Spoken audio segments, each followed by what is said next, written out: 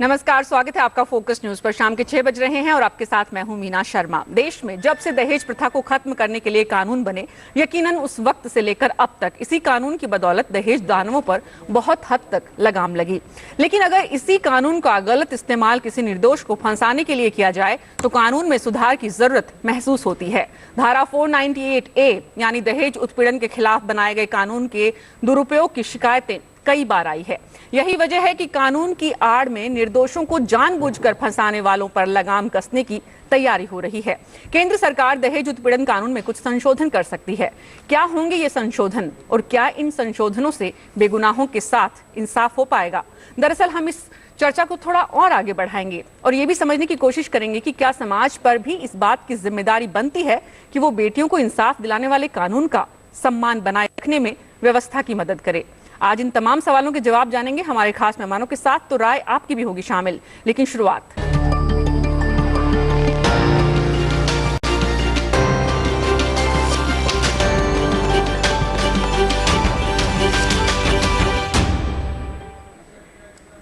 तो अब दहेज उत्पीड़न के मामलों में सुलह समझौते की इजाजत मिल सकती है, वो भी कोर्ट की सहमति से। और मुकदमा शुरू होने से पहले ही इसके लिए केंद्र सरकार ने आईपीसी की धारा 498A में संशोधन की तैयारी की है। विधि आयोग ने मौजूदा दहेज प्रताड़ना कानून में बदलाव की सिफारिश की है। इस सिफारिश में कहा गया है कि दहेज प्रताड़ना के मामलों में धारा 498 का गलत इस्तेमाल किया जा रहा है। लिहाजा केंद्रीय मंत्रिमंडल की मंजूरी के लिए धारा 498A में संशोधन का एक प्रारूप तैयार किया गया है और फिलहाल ये नोट कानून मंत्रालय को सौंपा गया है। अब मंत्रालय संशोधन विधेयक को मंत्रिमंडल मंजूरी के लिए भेजेगा। यानी सारी प्रक्रियाएं अगर पूरी हो जाती हैं तो दहेज विरोधी कानून में संशोधन होगा। तो क्या वाकई इससे कुछ लोगों को फायदा होगा जिनको अभी तक नुकसान हो रहा है? ये समझने की कोशिश करेंगे, लेकिन उससे पहले आपको बताते हैं कि दरअसल दहेज विरोधी कानून का गलत इस्तेमाल हो कैसे रहा है और क्या है ये आईपीसी की धारा 498A जिसमें बदलाव करने की तैयारी सरकार कर रही है और इसको रोकने की तैयारी किस तरह से हो रही है। पहले आपको बताते हैं कि अभी तक धारा 498 के तहत क्या प्रावधान है। केस दर्ज होते ही गिरफ्तारी का प्रावधान है। अभी तक तो सुलह समझौते की कोई गुंजाइश नहीं होती है। निर्दोष साबित होने तक दोषी माना जाता है आरोपी को। रिश्तेदारों के खिलाफ भी कार्रवाई का प्रावधान है इसमें। गैर जमानती धारा इसमें लगाई जाती है।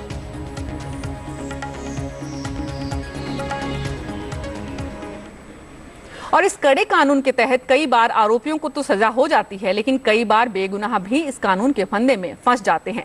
कई राज्य ऐसे हैं जहां दहेज उत्पीड़न के कई गलत मामले मिले हैं और कानून के इसी बढ़ते दुरुपयोग को सरकार रोकना चाहती है। हम आपको बताते हैं कि आखिर 498A में क्या बदलाव लाने की तैयारी हो रही है। धारा 498 में संशोधन किस तरह से होगा, ये तैयारी जो हो रही है सरकार की, इसके तहत दहेज उत्पीड़न समझौता योग्य अपराध होगा। समझौते की संभावनाएं बनी रहेंगी। केस झूठा होने पर 15,000 जुर्माना देना होगा। जुर्माना देने पर आरोपी को जेल नहीं भेजे जाने की छूट होगी। कोर्ट की अनुमति से समझौता होने पर ससुराल पक्ष को इसका पालन करना होगा।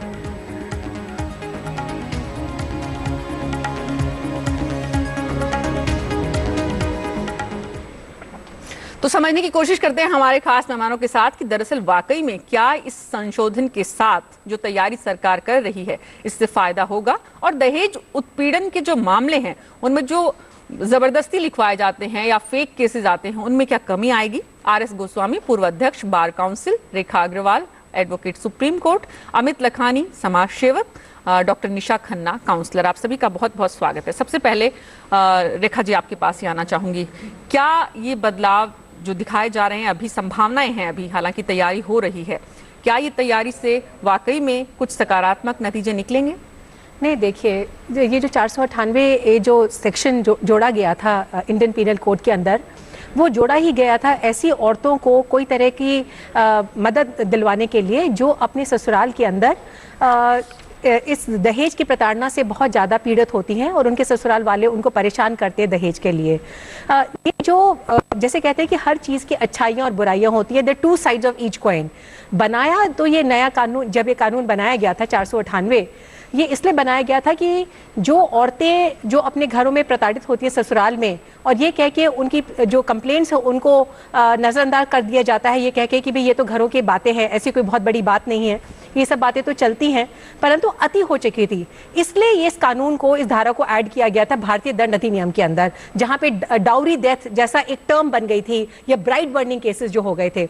ये जो कानून में ये धारा ऐड करी गई थी, ये बनी थी उन महिलाओं के लिए जो इस तरीके से प्रताड़ित होती थी, जहां पे उनकी जान माल को खतरा हो जाता था। जी। एक अफसोस की बात यह है कि जिसको कहते हैं कि दूसरा साइड जो उस कॉइन का है, अगर हम देखें तो कुछ औरतों ने, जिसको कहते हैं कि one rotten apple spoils the whole basket, या एक सड़ी हुई मछली जो होती है पूरे तालाब को खराब कर देती है, तो उसी तरह से कुछ महिलाएं इसका गलत दुरुपयोग करती हैं, वो और उसकी वजह से कितना है अमित लखानी ये कंप्लेंट्स दर्ज कर देती हैं। जी, वो परसेंटेज कितना है? जी, मैं ये यहाँ पे कहना चाहूंगा कि ये जिस भी मंशा से कानून बनाया गया होगा, लेकिन आज इसका इतना वृहद स्तर पे दुरुपयोग हो रहा है कि आप देखिए कि 2007 में जस्टिस मलिमत कमेटी ने ये रिकमेंडेशंस की थी कि इसको बेलेबल बनाया जाना चाहिए। उसके बाद 237वीं और 243वीं लॉ कमीशन की रिपोर्ट आई थी, जिसमें कि कहा गया था कि इन कानूनों के अंदर फेरबदल किया जाना चाहिए, इनका बहुत बड़े पैमाने पर दुरुपयोग हो रहा है। अगर हम एनसीआरबी के डेटा देखें, अगर हम एनसीआरबी के आंकड़ों की तरफ ध्यान दें, तो पाया जाता है कि जो कन्विक्शन रेट है वो महज 16% है, जो कि सिर्फ लोअर कोर्ट के आंकड़े हैं। और यही अगर हम हायर कोर्ट में जाते हैं तो देखा जाता है कि कन्विक्शन रेट 2% भी नहीं है, मतलब 98% के तकरीबन मामले ऐसे हैं जिनमें कोई सजा नहीं होती है, बरी कर दिया जाता है। अब इसी के अंतर्गत आप देखिए कि 498A के अंतर्गत हर साल 2 लाख से अधिक अरेस्ट कर दिए जाते हैं, और पाया यह जाता है कि 95% से अधिक व्यक्ति जिनका अरेस्ट किया गया वो बरी कर दिए गए, मतलब उनका गलत तरीके से अरेस्ट कर दिया गया। आर.एस. गोस्वामी जी हमारे साथ जुड़ चुके हैं। आर.एस. गोस्वामी जी, क्या वाकई में इससे फायदा होगा एक बड़े वर्ग को? देखिए मैडम, मैं एक बात तो बड़ी क्लियर करना चाहता हूं। मीना जी, अभी रेखा अग्रवाल जी ने आपके सामने अपनी बात बताई थी, मैं उनसे बिल्कुल 100% उनसे सहमत करता हूं। कारण क्या है कि जिस समय ये कानून बनाया गया था और आज भी, ऐसा नहीं है कि हम इसको बिल्कुल खत्म कर सकते हैं, कह सकते हैं कि ऐसा नहीं होता, क्योंकि हम लोग दोनों तरह के मुकदमे लड़ता हूं। मैं तो सुबह से देखता हूं, उतने ही लड़कियों की तरफ से होता हूं, उतने लड़कों की तरफ से होता हूं। लेकिन प्रॉब्लम क्या हो गई है कि एक दिल्ली के अंदर को छोड़कर बाकी प्रांतों में रियल में इसका बहुत ज्यादा दुरुपयोग है। दिल्ली के अंदर इसलिए नहीं हो पाता कि 2007 में जस्टिस कैलाश गंभीर साहब, जो ऑनरेबल हाई कोर्ट जस्टिस हैं, उन्होंने एक जजमेंट पास किया था कि यदि हस्बैंड के खिलाफ कोई एविडेंस है तो उसकी गिरफ्तारी से पहले एसीपी की परमिशन जरूरी है, और माँ बाप के खिलाफ यदि कोई अपराध है, गंभीर अपराध है, तो उसके लिए डीसीपी से परमिशन जरूरी है। तो उससे क्या होता था कि पुलिस वाले अचानक किसी को गिरफ्तार नहीं कर सकते थे। लेकिन उत्तर प्रदेश में मैं देख रहा हूँ, हरियाणा में देखता हूँ, राजस्थान देखते हैं, वहां तो मुकदमा दर्ज किया ना और घर वालों को उठा ले जाते हैं। तो मेरी प्रार्थना यह है कि जो बात आज आपने चैनल पे उठाई है, बहुत एक रेलेवेंट इस समय की स्थिति में है। 498 का जो हमारी संसद में जो बात चल रही है, लोकसभा में जो बात आएगी या राज्यसभा में आएगी कानून के तहत, मेरा ये कहना है कि 1 मिनट में हम लोग इमोशनल हो जाते हैं। कोई कानून बनाते हैं उसमें बहुत जल्दबाजी करते हैं, कोई कानून खत्म करते हैं उसमें जल्दबाजी करते हैं। इसका फायदा उन लोगों को बेहद होगा जिनको वास्तव में झूठा फंसाया जाता है, लेकिन उसमें उनका भी नुकसान होगा जो रियल में कल्प्रिट्स हैं, रियल कल्प्रिट्स हैं, और यदि उनके बात को ना सुना गया तो आगे चल के उनको भी नुकसान होगा। हमारा कहना यह है कि आज भी सुप्रीम कोर्ट का एक जजमेंट अभी लेटेस्ट आया है, मैडम आपके पास वो मेरे सामने रखा है, अरनीश कुमार का state of Bihar and others. इसमें जजमेंट में सुप्रीम कोर्ट ने 498A में किस तरह से गिरफ्तारी की जानी चाहिए, किस तरह से व्यक्ति को गिरफ्तार कर सकते हैं, किन को नहीं कर सकते, उसके लिए क्या क्या परमिशन जरूरी है, क्या क्या उसके लिए एविडेंस जरूरी है, ये सुप्रीम कोर्ट ने अभी जजमेंट दिया है लेटेस्ट 2014 के अंदर। तो उस जजमेंट से मैं समझता हूं पूरे देश में एक तरीके से एक नया एक एक्ट ही बन के आ गया, क्योंकि अपेक्स कोर्ट का जजमेंट है और वो सब जगह वो लागू होता है पुलिस ऑफिसर्स के ऊपर। तो पुलिस ऑफिसर्स भी अब अचानक एक व्यक्ति को, चाहे वो उस मुकदमे में सही है या गलत है, बिना एविडेंस के गिरफ्तार नहीं कर सकते। लेकिन यदि देश की सबसे बड़ी सर्वोच्च संस्था संसद कोई कानून बनाने जा रही है, तो हमारा तो ये कहना है कि इसमें ये प्रोविजंस भी साथ में रखा जाए कि इस केसों की जो इन्वेस्टिगेशन है वो प्रॉपर तरीके से होनी चाहिए। ऐसा ना हो कि पहले जो कानून बनाया जल्दी में तो उसका दुरुपयोग हुआ और आज कानून को खत्म कर दिया गया तो पता लगा एक बहुत बड़ा वर्ग, महिला वर्ग, जिसके साथ एक बहुत बड़ा अन्याय हुआ। जो जजमेंट सुप्रीम कोर्ट का है उसमें बड़ा क्लैरिफाइड है। दिल्ली के तो बहुत जजमेंट हैं ऐसे जिनमें स्पष्ट कहा गया है कि बिना एविडेंस के आप गिरफ्तार नहीं कर सकते जी। लेकिन जो सुप्रीम कोर्ट का जजमेंट है वो ऑल ओवर इंडिया एप्लीकेबल है। तो आज यदि कानून बनता है तो हम केवल इस बात पर चर्चा कर सकते हैं आपके चैनल के माध्यम से कि इस कानून को इस तरीके से लिया जाए कि जिससे कि दोषी तो बचे नहीं और निर्दोष को इस तरीके के मुकदमों में न फंसाया जाए। ये मेरा व्यक्तिगत ओपिनियन है, व्यक्तिगत सोच है, एक वकील के नाते से, मैट्रिमोनियल केस करता हूं ज्यादा इसके नाते से और एक सामाजिक व्यक्ति होने के नाते से, क्योंकि लड़का और लड़की हम सबके पास हैं। कहीं हम लड़के में किसी के बहन है, किसी के भाई हैं, किसी के फादर है, यदि लड़का है तो कहीं हम उसके फादर हैं। तो ये बैलेंस है समाज के अंदर। और इस कानून में मुकदमा दर्ज करने से पहले, ये जो मुकदमे के बाद की जो प्रोविजंस आ रहे हैं, मैं कहता हूं मुकदमा दर्ज करने से पहले प्रॉपर तरह की इंक्वायरी होनी चाहिए और उस इंक्वायरी में लगता है कि वास्तव में इस लड़की के साथ एक जांचती हुई है और 498A एप्लीकेबल बनता है, 406 एप्लीकेबल है, तो मैं ये समझता हूं कि उससे देश में बहुत बड़ा एक समाज में एक क्रांति आएगी और इस कानून से लोग दुरुपयोग होने से बच पाएंगे। तो एक बार उस कानून को जल्दबाजी में जिसे बनाया गया उसमें पुनर्विचार की जरूरत है और केंद्र सरकार के इस फैसले का स्वागत किया जाना चाहिए। लेकिन रेखा अग्रवाल जी, साथ ही ये भी पहलू है कि आज भी इस कानून के होते हुए भी बहुत सारी महिलाओं को न्याय नहीं मिल पाता है, जिन्हें न्याय मिलने की वाकई में जरूरत है, जो वाकई में दहेज से परेशान हो के, ससुराल वालों से परेशान हो के अपनी जिंदगी गुजारने को मजबूर होती है। बिल्कुल आपने सही फरमाया मीना जी। इनफैक्ट ये प्रोग्राम शुरू होने के पहले मैं अमित जी से यही बात कर रही थी कि आज सुबह जब मैं रोहिणी कोर्ट के अंदर थी, फैमिली कोर्ट के अंदर, तो मुझे एक महिला मिली। महिला क्या, एक बच्ची ही थी मेरी नजर के अंदर, 20-25 साल की लड़की थी और वो 2 साल से कोर्ट के धक्के खा रही थी और उनके पति ने उस दहेज का जो सामान था उसके, आप सोचिए कि उसके अंदर एक फूटी कौड़ी भी उसको नहीं मिली दहेज के सामान के अंदर वापस, उसका स्त्रीधन जो था वो रिकवर नहीं हो पाया और जो उसका पति था बहुत उद्दंड तरीके से उसने कहा कि जी मेरे को जेल भेजा तो भेज दीजिए। वो 1 हफ्ते की जेल भी काट आया। तो 498A की जो धारा लगी थी, जो संशोधन हुआ था हमारे कानून के अंदर, इंडियन पीनल कोड में ऐड किया गया था, ऐसी महिलाओं के लिए किया गया था जो वाकई के अंदर बहुत ज्यादा प्रताड़ित है मानसिक और शारीरिक रूप से। सिर्फ एक दहेज के लिए मांग करना, कि किसी को टॉन्ट करना या उसको ह्यूमिलिएट करना, उसको शर्मिंदा करना, उसके माँ बाप के ऊपर टिप्पणी करना, ये सब बातें जो है 498 की डेफिनेशन के अंदर नहीं आती है। 498A जो कानून बना था, ये धारा बनी थी, ये उस extreme cases of mental and physical cruelty के लिए है जहां पर पत्नी को दहेज से रिलेटेड इतना उत्पीड़न किया जाए कि वो या तो उसके शरीर को, दिमाग को, उसको कोई तरह की हानि हो, या वो यहां तक पहुंच जाए, उस सीमा तक पहुंच जाए कि वो सोचे कि मैं आत्महत्या कर लूं। तो वाकई के अंदर, जैसे गोस्वामी साहब ने भी कहा, दिल्ली के अंदर तो ये कानून के अंदर जस्टिस कैलाश गंभीर के जो डायरेक्शंस आए हैं उसके बाद में एक तरह का जो पुलिस है वो उन्होंने कंट्रोल कर लिया है।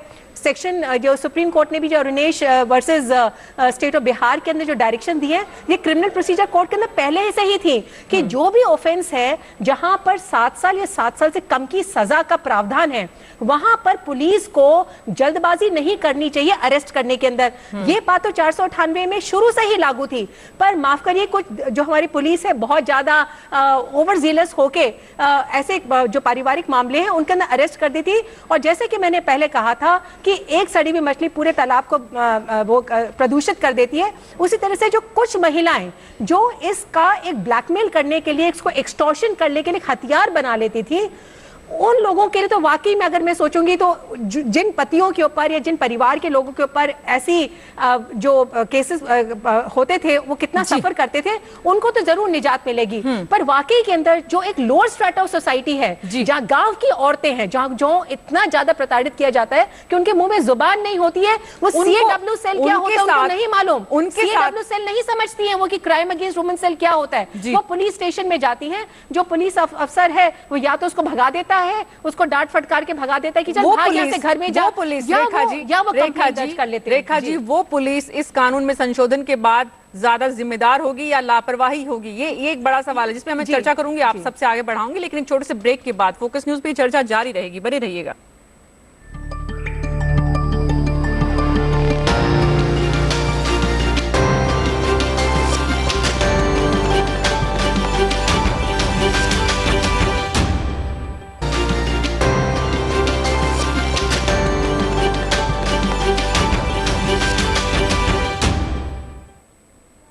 स्वागत है एक बार फिर से आपका फोकस न्यूज पर। चर्चा कर रहे हैं दहेज के कानून का दुरुपयोग करने वालों को अब थोड़ी सी राहत, थोड़ी सी परेशानियां उनकी जो दुरुपयोग करते हैं उनकी बढ़ने वाली हैं, और जो वाकई में दहेज से परेशान होते हैं उन्हें उनकी राहत जो है वो बरकरार रहेगी या नहीं, ये चिंता का विषय है। और इसीलिए हम चर्चा कर रहे हैं। आरएस गोस्वामी, पूर्व अध्यक्ष bar council, Rekha Agarwal, advocate Supreme Court, Amit Lakhani, समाज सेवक, आप सभी का बहुत बहुत स्वागत है। अमित जी, एक बार ये बताइए कि ये जो बात हो रही है कि नॉन बेलेबल अभी तक जो बना हुआ है, ये इस कानून के बाद भी नॉन बेलेबल ही रहेगा ये? देखिए, जैसे कि मैं अभी गोस्वामी जी और रेखा जी की बात को आगे बढ़ाते हुए कुछ पॉइंट्स और यहाँ पे ऐड करना चाहूँगा। जैसे रेखा जी ने बिल्कुल सही बताया कि आज इस कानून का एक बदले की भावना के लिए और अपनी वेंजेंस सेटिस्फाई करने के लिए एक्सटॉर्शन के तरीके से यूज़ किया जाता है। पर इसमें जो बदलाव अभी सामने आ रहे हैं वो कोई बहुत बड़े बदलाव नहीं हैं। जैसा कि गोस्वामी जी अभी कह रहे थे कि कोई बड़ा बदलाव या कुछ इसको में चेंजेस या नया कानून लाया जा रहा है, ऐसा कुछ नहीं है। इसको सिर्फ कंपाउंडेबल करने की बात की जा रही है, और मेरे हिसाब से इसको कंपाउंडेबल करना एक मियर आई वॉश है, और इसको सिर्फ कंपाउंडेबल करने से इसका दुरुपयोग बिल्कुल भी नहीं रुकेगा। इसका एक एग्जाम्पल है कि इंडिया में पहले भी ये कुछ शहरों में इसको कंपाउंडेबल किया गया था। आंध्र प्रदेश में ये कंपाउंडेबल है, जहां पर देखा गया है कि कंपाउंडेबल करने के बाद इसका दुरुपयोग और बढ़ गया है, क्योंकि उसमें क्या है कि आप जो कंप्लेनेंट है आप उसको और पावर्स दे देते हैं कि जो जब कंप्लेनेंट का मन करेगा वो उसको वापस ले लेंगे, प्रेशर क्रिएट करेंगे, और जब उनका मन करेगा तो उसको दोबारा से इस्तेमाल कर देंगे। इनफैक्ट इस कानून का अगर कोई बदलाव लाया भी जाना चाहिए तो इसके अंदर बहुत स्ट्रॉन्ग मिसयूज क्लॉज लाने चाहिए कि अगर पाया गया कि इस कानून का दुरुपयोग हो रहा है तो दुरुपयोग करने वाले को कड़ी से कड़ी सजा मिलनी चाहिए। दूसरा, इसमें प्रावधान होना चाहिए कि इसको बेलेबल कर देना चाहिए, क्योंकि आप देख रहे हैं कि आप महिला सशक्तिकरण के नाम पे ये जो कानून आया है, 48,000 महिलाएं हर साल इस के तहत अरेस्ट कर ली जाती हैं, 48,000 महिलाएं। और सिर्फ छोटी जगहों पे नहीं, दिल्ली जैसे शहर में भी आजकल बहुत अरेस्ट हो रहे हैं।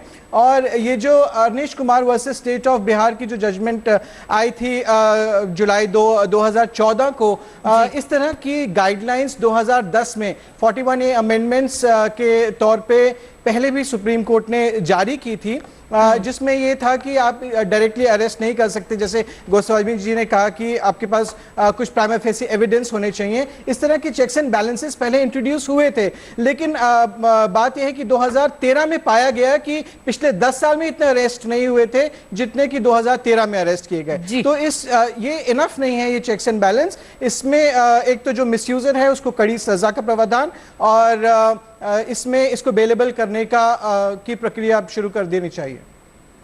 जी रेखा जी, जो दिल्ली की महिला आयोग की अध्यक्ष है उनका क्या कहना है इस पर, वो भी हम रिएक्शन लेंगे। लेकिन उससे पहले जो मैं आपसे ब्रेक पे जाने से पहले चर्चा कर रही थी वो ये कि पुलिस की जो भूमिका है उसमें क्या फर्क आएगा इससे, ये जो बदलावों की बात हो रही है, संशोधनों की जो बात हो रही है। देखिए, जैसे अमित जी ने भी कहा कि मुझे नहीं लगता कि इसमें कोई बदलाव, जो अभी जो मैंने अखबार में पढ़ा कि सुप्रीम कोर्ट कह रही है कि जिसको हम कंपाउंडेबल कर देंगे, जो सुप्रीम कोर्ट का जो एम्फोसिस इस कानून में बदलाव आने का है वो सिर्फ उसको कंपाउंडेबल बनने का है, बेलेबल का नहीं है। तो यानी कि जो पुलिस को अरेस्ट करने की पावर थी वो तो पहले थी, अब भी है।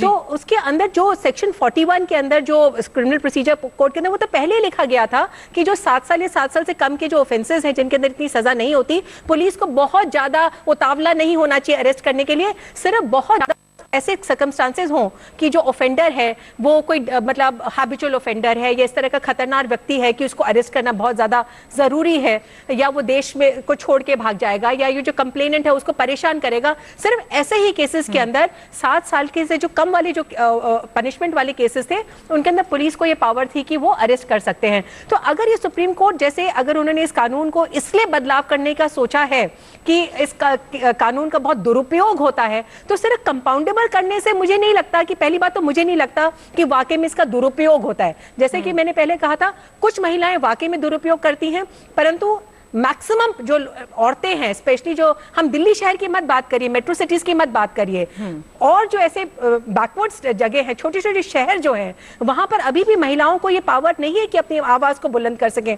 तो अगर ये जो ऑफेंस जो है, अगर इसको कंपाउंडेबल कर दिया जाता है, कंपाउंडेबल का पहली बात तो मतलब क्या होता है? कंपाउंडेबल का मतलब ये होता है कि जहां पर कंप्लेनेंट और जो अक्यूज्ड है, जो आरोपी है, वो अगर उसको समझौता कर लेते हैं वहां पर कोर्ट के अंदर कह के कि देखिए हम लोगों का फैसला हो गया, तो कोर्ट उसके अंदर भले वो नॉन कंपाउंडेबल ऑफेंस है, वो नॉन बेलेबल ऑफेंस भी अगर होता है, तो कोर्ट उसको खत्म कर देती है केस को कि ठीक है इनका राजीनामा हो गया। तो राजीनामा वाली अगर गुंजाइश आप रख देते हैं किसी ऑफेंस के अंदर, तो जैसे कि अमित जी ने कहा था कि आंध्र प्रदेश के अंदर तो और भी ज्यादा केसेस की जो तादाद थी वो बढ़ गई। तो मेरी समझ में सिर्फ कंपाउंडेबल करने से पुलिस अगर अपनी एक्सेसेस करती है, दिल्ली पुलिस मेरे समझ से काफी उनको कंट्रोल कर दिया गया जस्टिस कैलाश गंभीर की जजमेंट के बाद में, और सुप्रीम कोर्ट ने तो बहुत ही ज्यादा उस बात को क्लियर कर दिया है कि पुलिस को बहुत ज्यादा उतावला नहीं होना चाहिए किसको अरेस्ट करने के लिए, चेक्स एंड बैलेंसेस होने चाहिए।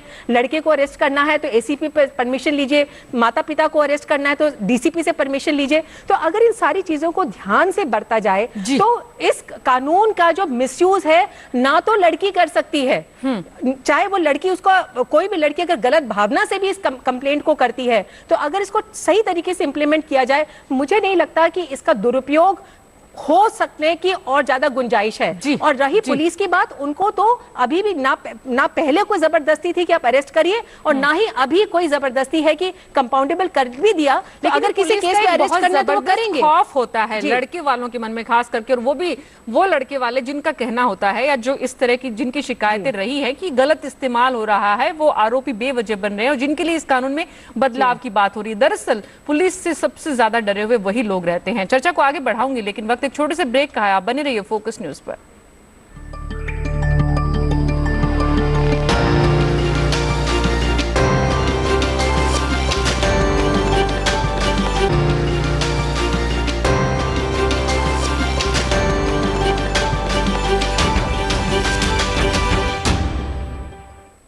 स्वागत है एक बार फिर से आपका फोकस न्यूज पर। चर्चा कर रहे हैं हम दहेज के कानून में होने वाले संशोधनों की, जिसकी तैयारी केंद्र सरकार कर रही है। आरएस गोस्वामी साहब, एक सवाल ये भी है कि बहुत मुश्किल से दहेज से लगातार जो इस देश में लड़कियां, देश में इस बेटियां, बहुएं, बार बार हम हर दिन खबरें पढ़ते थे, देश के हर हिस्से से जो मारी जाती थी, उनको एक बड़ी राहत मिली थी इस कानून के आने से। क्या उनके लिए, उन जैसी लड़कियों के लिए, ऐसे वाकई में परेशान होने वाले दहेज से जो लोग हैं, क्योंकि आज भी हमारे देश की बहुत बड़ी परेशानी तो है, बहुत बड़ी चिंता का विषय तो दहेज आज भी है, तो उन लोगों को क्या ये सेटबैक नहीं होगा?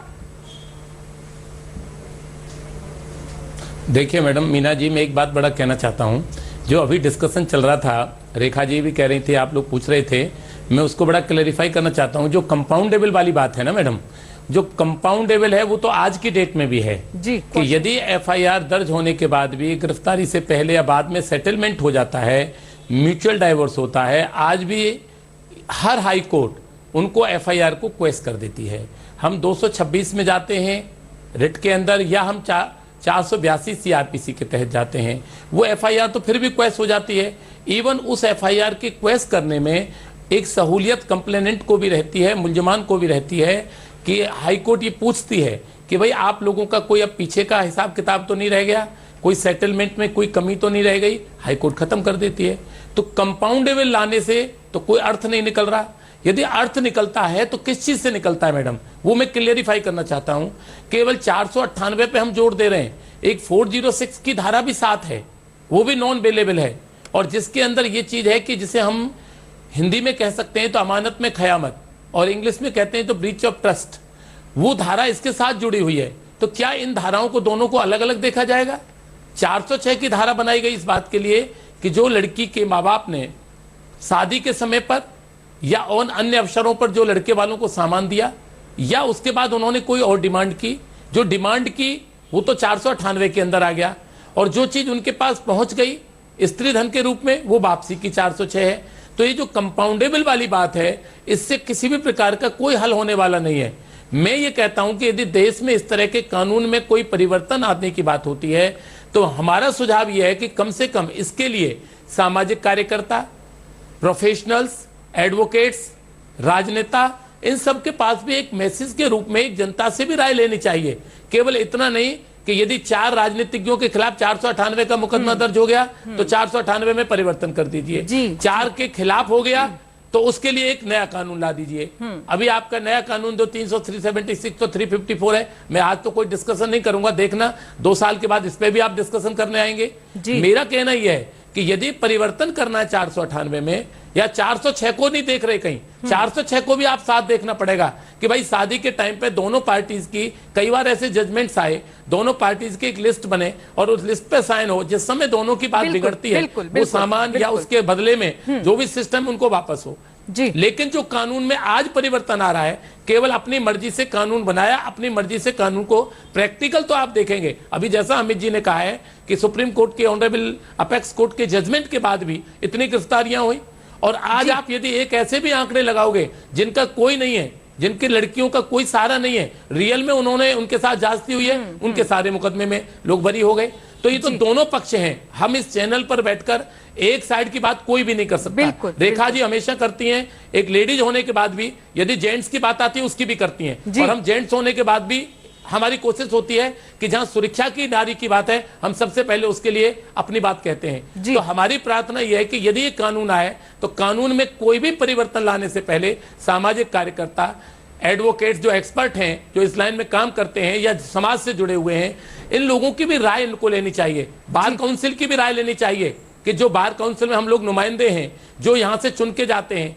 उनसे भी पूछी जानी चाहिए कि भाई इस तरह का हम कानून ला रहे हैं, इसमें आप लोगों की व्यक्तिगत राय क्या है। आम जनता की भी राय इसमें होनी चाहिए, तब किसी कानून में परिवर्तन। केवल कंपाउंडेबल करने से मैं नहीं समझता कि आज के इस 498A के सेक्शन में किसी भी पक्ष को, चाहे वो ससुराल पक्ष है, कई केस ऐसे मैडम मैं आपके चैनल के माध्यम से बताना चाहता हूं जिसमें मैं लड़की में उसकी बहन का वकील हूं और दूसरी तरफ में उसके भाई का वकील हूं। ऐसे मेरे पास कम से कम 20 मैटर हैं आज जिनमें मैं दोनों का वकील हूं, जिसमें एक में बहन का मैटर चल रहा है, एक में भाई का चल रहा है। तो इसका मतलब यह है समाज को ही देखें, समाज का, जैसे अमित जी ने आंकड़े इकट्ठे किए हैं, मुझे बड़ी खुशी हो रही है, इस तरीके के आंकड़े देखने चाहिए जिनसे कि समाज का, हम इन कानून के परिवर्तन करने से, बदलने से समाज का हित हो और वास्तव में गुनाहगार को सजा हो और जो वास्तव में कंप्लेनेंट हैं उनको एक न्याय मिल सके। तो मेरी क्या तो व्यक्तिगत दरअसल राय आपने कहा कि समाज के सभी पक्षों से बात होनी चाहिए, राय होनी चाहिए, चर्चा होनी चाहिए। दहेज कानून में जो बदलाव की बात हो रही है, इसको लेकर हमने बात करने की कोशिश की दिल्ली महिला आयोग के अध्यक्ष से, क्योंकि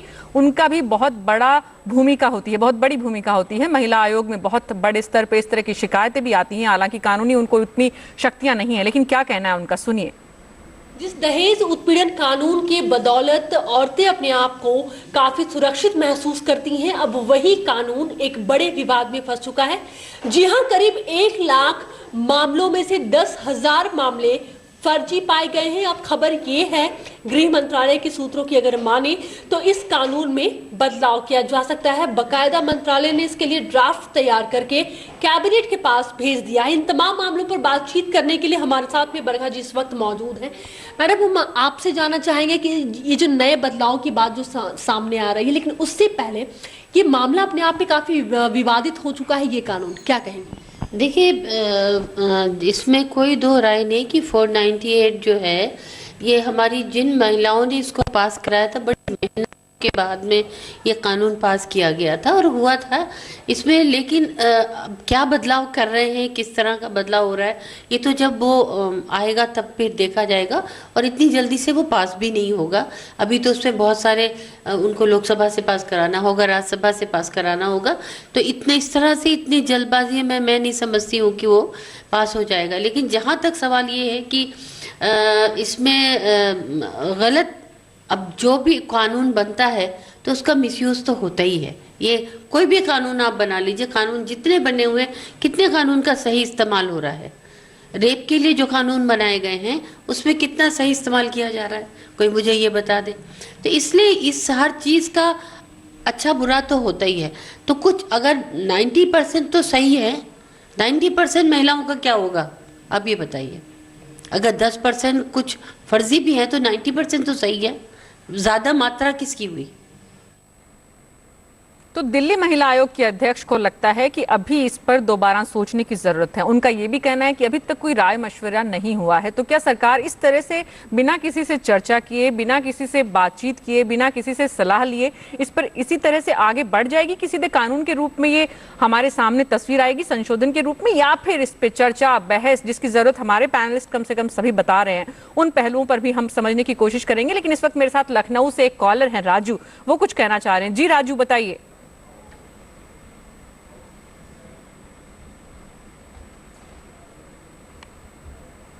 बहुत देर से इंतजार कर रहे थे राजू, लेकिन वापस संपर्क करेंगे तो हम जरूर आपसे बात करेंगे। राजू, रेखा जी, ये जो बरखा जी कह रही हैं या फिर दूसरे भी ऐसे लोग हैं जिनका ऐसा मानना होगा कि 90% का क्या होगा?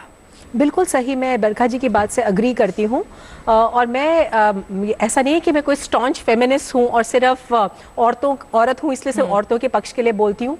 मेरे घर में भी पिता है, भाई है, बेटा है, तो और पुरुष प्रधान देश के अंदर रहती हूँ, रोज कोर्ट जाती हूँ, पुरुषों से मिलती हूँ।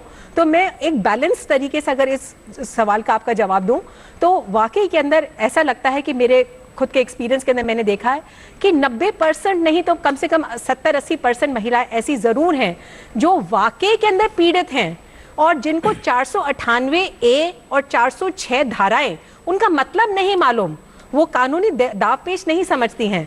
हाँ, पर अपने ससुराल के अंदर अपने पति और ससुराल पक्ष के द्वारा प्रताड़ित हैं, चाहे वो दहेज को लेके हो या भले और कोई तरह की डिमांड हो जिसकी वजह से वो उसको प्रताड़ित कर रहे हैं। और प्रताड़ना बहुत सारी तरीके की होती है, सिर्फ यही नहीं कि 498 सिर्फ दहेज को रोकने का कानून नहीं है। ये आम लोगों के दिमाग में एक मिथ्या है कि 498 सिर्फ दहेज को लेके है।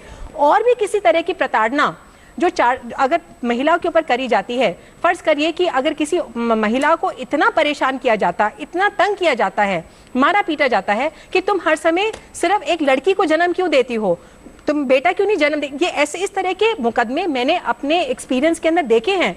तो ऐसे केसेस के अंदर जब लड़की को टॉर्चर किया जाता है तो वहां पर भी 498A बनता है। वहां पे जरूरी नहीं है कि जो डिमांड है वो सिर्फ एक जेवर जायदाद की हो या कोई कैश की हो या कोई गाड़ी बंगले की हो। कोई भी तरह की प्रताड़ना जो है अगर लड़की को पति और ससुराल वाले करते हैं तो वो 498 के घेरे के अंदर आती है। आम लोगों सिर्फ ये सोचते हैं कि दहेज विरोधी कानून है। तो बरखा जी ने जो कहा था कि 90% महिलाएं जो हैं वो वाकई के अंदर प्रताड़ित है, मैं इस बात से अग्री करती हूँ।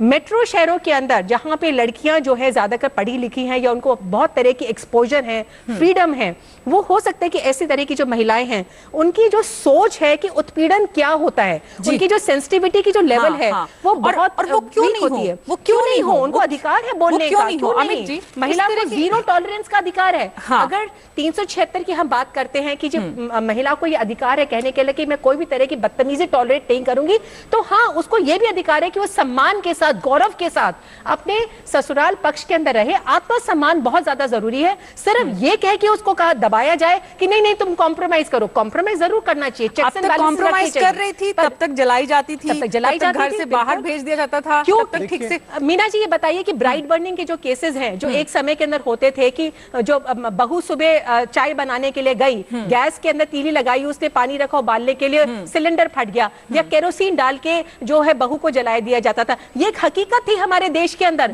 ऐसे होता था। सभी धारा बनी थी। इसमें पूरा परिवार की मिलीजुली भागीदारी होती थी, बिल्कुल पर नहीं छोड़ सकते थे। देखिए हम अपनी डिबेट को का जो फोकस है वो 498 से हटा के दहेज हत्या पे कर रहे हैं। ये जो आप बात कर रहे हैं ये दहेज हत्या की बात कर रहे हैं, जिसके लिए 304B एक अलग से एक बहुत ही स्ट्रिक्ट कानून ऑलरेडी है।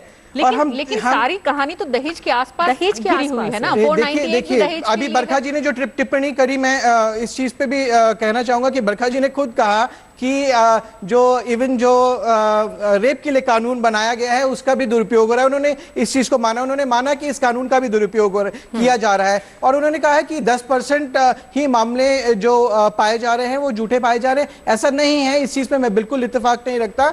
ये जो आंकड़े बताए जा रहे हैं वो आंकड़े हैं जहां पे कोर्ट ने साफ तौर से कहा है कि ये एक झूठा केस था। बाकी जो केसेस हैं जिसमें बरी कर दिया जाता है ये कहकर अमित जी, एक मिनट के लिए आपको बीच में रोकना चाहूंगी। एक कॉलर बहुत देर से इंतजार कर रहे हैं, पटियाला से हमारे साथ राजेश हैं। आप अपनी बात को जारी रखिएगा उसके बाद में। राजेश बताइए जल्दी से।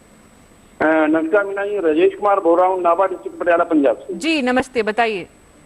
मैडम मैं ये कहना चाह रहा हूँ, जो हमारे कानून में ये बदलाव की बात हो रही है, इसमें बदलाव की जरूरत नहीं है। जरूरत इस बात की है कि जो भी कोई भी, मैं सिर्फ ये नहीं कहूंगा कि सिर्फ दहेज के मामले में, किसी भी मामले में अगर कोई भी व्यक्ति किसी के ऊपर झूठे इल्जाम लगाकर उसके ऊपर FIR दर्ज कराता है, अगर दहेज का मामला ही ले लें हम, तो जो झूठा केस दर्ज होता है उस झूठा केस दर्ज करवाने वाले व्यक्ति के ऊपर उससे भी ज्यादा कड़ी कार्रवाई होनी चाहिए, क्योंकि उसने झूठा केस लगा के लोगों को परेशान किया, उनको मेंटली हरास किया, कोर्ट का टाइम बेकार खराब किया। जरूरत है तो इस कानून में झूठे केस दर्ज करवाने वालों के ऊपर कड़ी कार्रवाई की जरूरत है। जी, कड़ी कार्रवाई की जरूरत है। बहुत बहुत शुक्रिया राजेश आपका, आपने जो राय रखी है, आपने जो विचार रखे हैं उसको आगे बढ़ाएंगे। अमित लखानी जी आपके साथ इस चर्चा को आगे बढ़ाऊं, उससे पहले एक छोटा सा ब्रेक लेना पड़ेगा मुझे, बहुत वक्त, छोटा सा ब्रेक के बाद वापस आऊंगी अमित जी।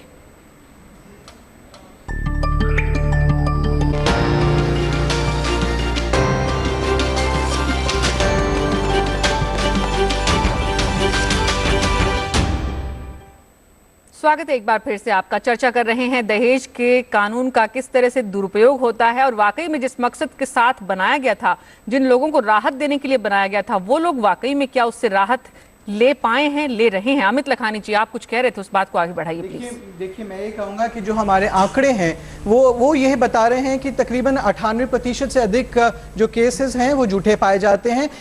हमने एक स्टडी की थी जिसमें ये देखा है कि सुप्रीम कोर्ट के लेवल तक 98% केसेस झूठे पाए जाते हैं। जी हाँ, देखिए जो आंकड़े हैं वो ये बताते हैं। कितना बड़ा डाटा लिया था आपने? देखिए ये NCRB के डाटा है, ये होम मिनिस्ट्री के डाटा हैं, जो कि ये कहते हैं कि 16% मामलों में ही सजा हुई। ये लोअर कोर्ट्स के डाटा हैं। और जब आदमी हाई कोर्ट में जाता है और सेशंस में जाता है, हाई कोर्ट में जाता है, सुप्रीम कोर्ट तक जाता है, तो उनमें से भी बरी कर दिए जाते हैं। पिछले 10 साल में एक भी ऐसा केस नहीं है जो सुप्रीम कोर्ट के लेवल तक गया हो और सिर्फ 498 एक ही वजह से सजा हुई हो। वो जितने भी केसेस में सजा हुई है वहां पे या तो दहेज हत्या या मर्डर या कोई और धाराएं ऐसी थी जिनकी वजह से सजा की गई है। तो आप इसी से अंदाजा लगा सकते हैं कि अगर हम 498 एक ही बात करें तो किस वृहद स्तर पे दुरुपयोग हो रहा है। और दूसरा मैं ये कहूंगा कि जहां तक दहेज की बात होती है, जहां तक ये 406 वगैरह की बात होती है, देखिए DP एक्ट जो डाउरी प्रोविजन एक्ट है, ये ऑलरेडी है, जो कि ये कहता है कि दहेज लेना और दहेज देना दोनों ही अपराध हैं। आज तक आप बताइए दहेज देने के लिए किसी भी अपराधी को अगर बिल्कुल दूसरी बात मैं एक और चीज ऐड करना चाहूंगा, ये इस वृहद स्तर पे है। जिस तरीके से रेखा जी ने भी एक एग्जांपल दिया था, ये कल ही का एग्जांपल है। हमारी हेल्पलाइन हम लोग चलाते हैं, उसके ऊपर बहुत सी इस तरीके से कॉल आते हैं जहां पर परिवारों को इतना प्रताड़ित किया जाता है कि वो जाके आत्महत्या कर लेते हैं। हमारे पास सुसाइड नोट आते हैं। कल की बात बता रहे हैं आप? जी हाँ, ये भोपाल का केस है जहां पर एक बुजुर्ग ने रेलवे ट्रैक पे जाके सुसाइड कर लिया। अब बताइए कि आप आगे जाके देखेंगे कि ये बरी हो जाते हैं, तो आप ये एक सुसाइड नहीं है, ऐसे 64,000 विवाहित पुरुष हर साल आत्महत्याएं कर रहे हैं। 8.5 मिनट में एक विवाहित पुरुष की आत्महत्या इस देश में हो रही है। क्या हमारे पास कोई आयोग है? आपने अभी महिला आयोग से बात करी, क्या हमारे पास कोई पुरुष आयोग है? क्या हमारे पास कोई मैन कमीशन है जो इस चीज पे चर्चा करे? इस सेंसिटिव मैटर के ऊपर कभी कोई क्वेश्चन पार्लियामेंट में किया गया है कि क्यों इतने सुसाइड्स हो रहे हैं? आज भारत में ये सुसाइड कैपिटल बन गया है वर्ल्ड का। सबसे ज्यादा वर्ल्ड में सुसाइड यहां पर होते हैं। 20 से 35 साल की उम्र के पुरुष सबसे ज्यादा सुसाइड कर रहे हैं और ये सुसाइड महिलाओं के सुसाइड से डबल से भी ज्यादा है। तो इन आंकड़ों के ऊपर अगर हम देखें तो क्या कोई रिसर्च की गई है? तो क्या इस तरीके से हम ये कानून बनाते जा रहे हैं? तो सिर्फ कानून बनाने से कोई समाधान नहीं होता है। कानून बनाने से सिर्फ हम एक परिवार विरोधी कानून बना रहे हैं। रेखा जी, तो हम समाधान नहीं निकाल पाए कानून बनने के बाद में। ये जो आंकड़े अमित जी बता रहे हैं तो बहुत ही चौंकाने वाले हैं। बिल्कुल, जो अमित जी ने जो आंकड़े बताए और मैं उनको विश्वास करती हूँ कि उन क्रेडिबिलिटी है उन आंकड़ों के अंदर। जिस सोर्स क्या है उनका, वो आंकड़े किसके हैं? अगर NCRB के जो डेटा है, देखिए, पर मैं एक बार यहाँ पर ऐड करना चाहूंगी जहां पे आपने कहा कि सिर्फ 16% ऐसे मामले हैं जिनके अंदर सजा होती है। यहाँ पे मीना जी मैं कहूंगी कि 16% केसेस अगर उनमें सजा होती है, इसका मतलब ये नहीं है कि जो बाकी केसेस हैं वो झूठे हैं। बिल्कुल, बिल्कुल, मैं अक्सर ये होता है, अभी जी माफ करिए जरा यहाँ पे कंप्लीट करूंगी बात को।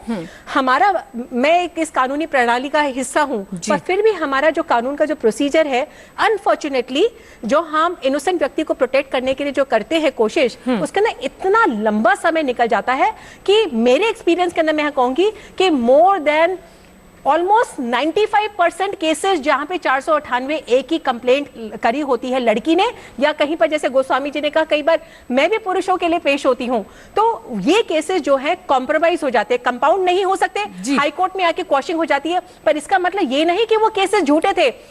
अगर हम आंकड़ों की बात करें अमित जी, तो आंकड़े ये भी दिखाएंगे कि मोर देन 90% केसेस जो हैं वो 498 के ट्रायल की स्टेज तक जाते ही नहीं जाते। लड़का और लड़की जो है, जो दोनों ही जिसको कहते हैं लिटिगेशन फटीग, कानूनी प्रक्रिया से थक जाते हैं और जाके उस मामले को कॉम्प्रोमाइज कर लेते हैं हाई कोर्ट के अंदर, क्योंकि लोअर कोर्ट को, जहां पे मैजिस्ट्रेट की जो कोर्ट है जहां पे मुकदमा चलता है, वहां पे अभी तक कंपाउंडिंग की पावर नहीं है, उनको हाई कोर्ट आना पड़ता है। हाई कोर्ट के अंदर कॉम्प्रोमाइज हो जाता है मामला और एफआईआर को वहां पे क्वॉश कर दिया जाता है। तो ये मैं नहीं कह सकती कि जो 498 के जो केसेस में झूठे पाए जाते हैं, अक्सर थक के दोनों पार्टीज जो है, लड़का और लड़की समझौता कर लेते हैं। लड़की भी जो है अक्सर एक जैसे कहते हैं ना, वास्तविकता को एक्सेप्ट कर लेती है कि life is to go on. दोनों लड़के और लड़की को इस बात को ये ध्यान करना पड़ता है, दोनों के परिवार इस बात को ध्यान करते हैं कि इस केस को लड़ते लड़ते लड़के और लड़की की उम्र जो है दोनों की बढ़ती जा रही है। Life has to move on. तो एक नया जिंदगी को स्टार्ट करने के लिए दोनों पार्टीज कहीं पे कॉम्प्रोमाइज कर लेते हैं, पर इसका मतलब ये नहीं कि लड़की की जो कंप्लेंट है वो झूठी है। बिल्कुल रेखा जी, मैं अभी आपने कुछ समय पहले खुद ही ये कहा था कि बहुत से मामले ऐसे आते हैं आपके, बहुत से परसेंटेज था, वो 10%, उनका व्यक्तिगत एक्सपीरियंस है। मैं आंकड़ों की बात कर रहा हूँ, वो अपने व्यक्तिगत एक्सपीरियंस की बात कर रही हैं। आपने खुद ही कहा कि एक्सटॉर्शन के तरीके से यूज किया जा रहा है, और ये मामले कुछ ऐसे होते हैं कि एक फेल्ड रिलेशनशिप को कैश इन करने की कोशिश की जाती है, जो एक रिश्ता आगे नहीं बढ़ सकता। कोई भी वाद विवाद, पति पत्नी में कोई भी वाद विवाद हो, छोटे से छोटा वाद विवाद हो, आपसी सहमति ना हो, तो उसको 498 बना दिया जाता है। अब बात यह है कि जब ये अरेस्ट हो चुके होते हैं, जब ये